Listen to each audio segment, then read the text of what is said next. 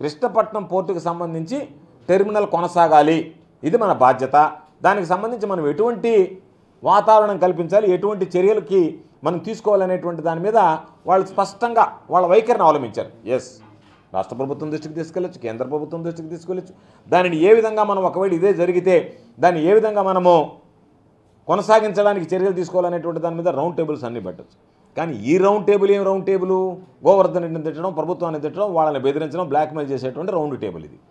కాబట్టి round table కానీ ఇంకొకటి కానీ గతంలో ఒక చేదు అనుభవం ఉంది ఈ జిల్లాలకు సంబంధించినటువంటి ఈ అఖిల పక్షానికి సంబంధించినటువంటి ఇతర పార్టీలకి. సెమ్కార్బ్ విషయం నేను పదే పదే చెప్పాను. సెమ్కార్బ్ విషయంలో ఇది కాలుష్యం, థర్మల్ విద్యుత్ కేంద్రాలు రావడమని ఆ రోజు పాపం చంద్రమోహన్ రెడ్డి అఖిల పక్షాన్ని అందరినీ వేసుకుని జెండాలు పట్టుకుని తిరిగి అధికారంలోకి వచ్చిన తర్వాత వాళ్ళకి కొమ్ముగాచి వాళ్ళతో సాయంత్రానికి బేరసారాలు మాట్లాడుకుని ముందుగానే ప్రతిపక్షంలోనే వాళ్ళ దగ్గర డబ్బులు వసూలు చేసి అధికారంలోకి వచ్చిన తర్వాత వాళ్ళకి అన్ని విధాల సహాయ సహకారాలు ఎంత దారుణంగా ప్రవర్తించారంటే చుట్టుపక్కల ఉన్నటువంటి గ్రామాలకు సంబంధించినటువంటి వాళ్ళ హక్కులు హరించేటువంటి విధంగా వాళ్ళు ఏదైనా వెళితే వాళ్ళ మీద నాన్ బెయిలబుల్ కేసులు పెట్టించాడు సోమిరెడ్డి. నాన్ బెయిలబుల్ కేసులు పెట్టించాడు. ఆ చుట్టుపక్కల ఉన్నటువంటి గ్రామాల వాళ్ళు ఏదన్నా వాళ్ళ సమస్యలు చెప్పుకోవడానికి వెళితే జైల్లో మగ్గారు పాపం వాళ్ళు, అక్కడ ఉన్నటువంటి నాయకులుగా ఉండేటువంటి వాళ్ళు. అటువంటి పరిస్థితి కల్పించాడు. ఏ వ్యక్తి అయితే ప్రజలకు నేను అండగా నిలుస్తాను, ఈ యాజమాన్యాలకు వ్యతిరేకంగా పోరాడతాను, ఇవి రావడానికి వీలేదని చెప్పాడో వాళ్ళకి అమ్ముడుపోయి అక్కడ ఉన్నటువంటి ప్రజలను జైలు పాలు చేసినటువంటి నేపథ్యం ఉంది. అక్కడ యాష్ పాయింట్లు ఏర్పాటు చేసినటువంటి పరిస్థితి ఉంది. ఆ యాష్ పాయింట్ల ద్వారా కాంట్రాక్టులో డబ్బులు గుంజుకొని వాళ్ళ మీద కాలుష్యం నేరుగా దేవరదెబ్బ గిరిజన కాలనీ మీద వేసినటువంటి పరిస్థితులు ఉన్నాయి. కాబట్టి నేను చంద్రమోహన్ని కోరుకునేది, వద్దు చంద్రమోహన్, నువ్వు 5 కోట్లకో 10 కోట్లకో ఆశపడి 5 కోట్లకో 10 కోట్లకో నువ్వు ఆశపడి ఒక సంస్థ ఈరోజు అభివృద్ధి చెందుతుంటే పోర్టు, దాని మీద నువ్వు లంచం కోసమో లేకపోతే నీ అవినీతికో లేకపోతే నువ్వు చందాలకో వాళ్ళ మీద అబండాలు వేసి ఆ పోర్టును మూసేస్తే నీకు కనీసం ఆ రోజు జీజారావు చెప్పినటువంటి మాట ఒక్కసారి నువ్వు గుర్తు తెచ్చుకుంటే తల్లి లాంటి పోర్టు మీద నువ్వు అబండాలు వేస్తున్నావు గుర్తుంచుకొని అన్నాడు ఆయన. వాస్తవమే, ఒక అభివృద్ధి ఎంత కష్టపడితే ఒక అభివృద్ధి అనేటువంటిది ఈ ప్రాంతానికి వస్తుంది, ఇన్ని పరిశ్రమలు వస్తాయి. ఆ పరిశ్రమలకు మనం చేతనైతే అండదండగా ఉండాలని తప్ప నీ స్వార్థ ప్రయోజనాల కోసమో నీకు వాళ్ళు ముడుపులు ఇవ్వలేదనో వాళ్ళ మీద నువ్వు దాడి చేసి ఎన్నికల దగ్గరకు వస్తున్నాయి కాబట్టి నీ సందాలు నీ దందాలు అన్నీ కూడా ప్రజలు ఈరోజు నేను ఏసడించుకునేటువంటి పరిస్థితి ఏర్పడితే పారిశ్రామిక పురోగతికి అడ్డంకిగా మారేటువంటి విధంగా నీ 5-10 కోట్ల కోసం ఒక అభివృద్ధి మీద నీళ్ళు నీడలు కమ్ముకునేటువంటి విధంగా అభివృద్ధి మీద దాన్ని పూర్తిగా నీ ఆలోచన ఏ విధంగా కనిపించింది అంటే నాకు నేను అడిగిన మొత్తం మీరు ఇస్తారా ఇవ్వరా, లేకపోతే మీరు లేకపోయినా నాకు పర్వాలే, ప్రజల అవసరం నాకు లేదు, నా అవసరమే, నా స్వార్థమే, నాకు మీరు ఉపయోగపడతారా లేదా, ఇక్కడ ఉండే వాళ్ళకి ఉద్యోగాలు అవసరం లేదు, ఇక్కడ ఉండే వాళ్ళకి అభివృద్ధి అవసరం లేదు, నాకు నేను అడిగినంత మొత్తం మీరు ఇస్తారా ఇవ్వరా, ఇవ్వకపోతే మీరు వెళ్ళిపోండి అనేటువంటి విధంగా ఒక పోర్ట్. నేను అనేక సందర్భాలు చెప్పాను, మాకు దాంతో రాజశేఖర రెడ్డి గారు తెచ్చినటువంటి పోర్టు, చంద్రబాబు నాయుడు తేవలేకపోయినటువంటి పోర్టు, మాకు ఎమోషనల్ అటాచ్మెంట్ ఉంది దాని మీద అంటే అవన్నీ పక్కన పెట్టి నాకు మీరు ఇంత ఇస్తారా లేదా, ఎందుకు ఇస్తారు నీకు, ఇవ్వరు. ఎందుకు ఇవ్వరంటే వాళ్ళకు ఉన్నటువంటి ధైర్యం. ఈరోజు వైఎస్ఆర్ కాంగ్రెస్ పార్టీ ప్రభుత్వం ఉంది, పాపం చంద్రమోహన్ రెడ్డి మాట్లాడుతున్నాడు నేను వస్తే నువ్వు ఏడికి వస్తావు, నీ ప్రభుత్వం ఏడికి వస్తుంది,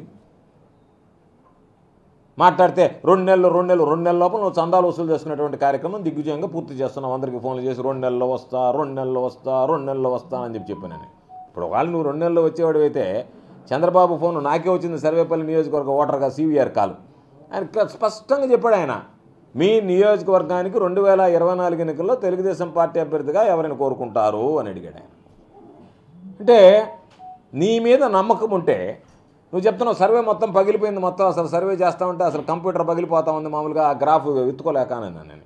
అంత కంప్యూటర్కి మించేటువంటి గ్రాఫ్ నీకు వచ్చే పరిస్థితి ఉంటే, అంత పగిలిపోయేటువంటి సర్వే వస్తే ఆయన ఎందుకు పాపం ఫోన్ చేసి మీకు ఎవరు అభ్యర్థి కావాలని చెప్పి వెతుకులాడుతున్నాడు పాపం. అంటే నువ్వు పనికిరావా, నువ్వు పనికిరాలేదనేటువంటి నిర్ణయానికి వాళ్ళు వచ్చారా? పార్టీయే నువ్వు పనికిరాలేదనేటువంటి నిర్ణయానికి వచ్చిన తర్వాత నేను పనికొస్తాను, నా పరిస్థితి బ్రహ్మాండంగా ఉందని నువ్వు అనుకుంటే ఎట్లా? నిన్ను పరీక్షించేటువంటి వైద్యుడు చెప్పాలి నీ పరిస్థితి. ఈ ఐస్కేట్ ద్వారా క్లియర్గా TI అని ఇచ్చింది, ట్రాన్స్షిప్మెంట్ అంటే ఓన్లీ ఆ కంటైనర్స్ ఖాళీ ఇక్కడికి వచ్చినాయి, మళ్ళీ ఆ కంటైనర్స్ ఎక్కడైనా ఖాళీగా లేకపోతే ఇక్కడ దించేసి మళ్ళీ వెళ్ళిపోతాయి. దాంట్లో ఇదేంటంటే ట్రాన్స్షిప్మెంట్ హబ్గా ఉన్నటువంటి అదానికి సంబంధించిన విజిమ్ జమ్ పోర్ట్ కేరళలో విజింజం పోర్ట్.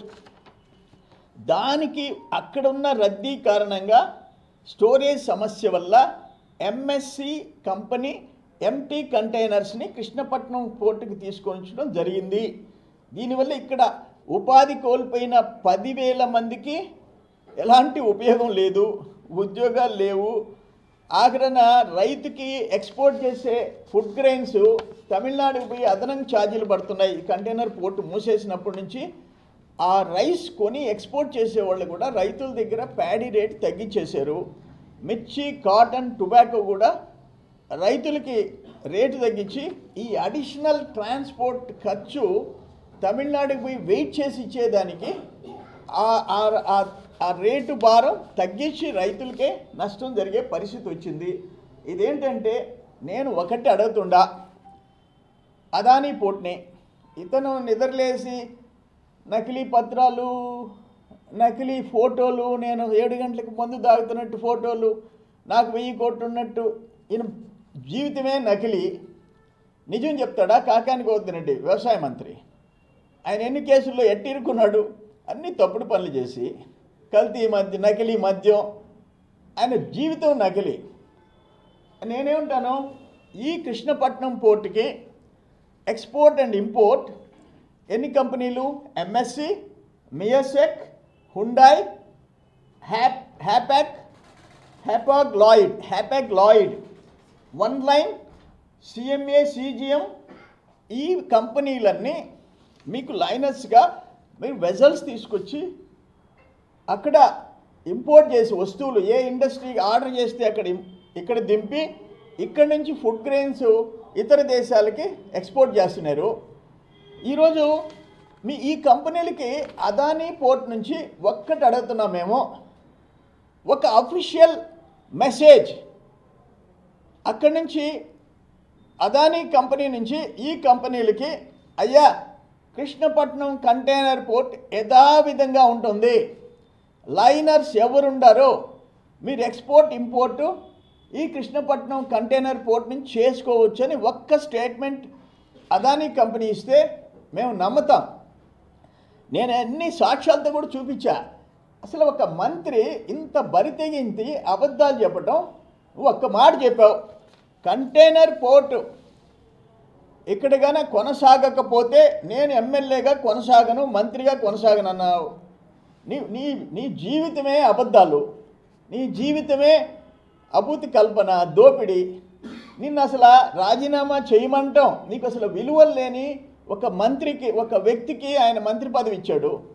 అరే రెడ్ హ్యాండెడ్గా నా మీద 1000 కోట్లు ఇతర దేశాల పత్రాలు పెట్టిన కేసులో ఇరుక్కున్నాడికి మంత్రి పదవి ఇస్తావు?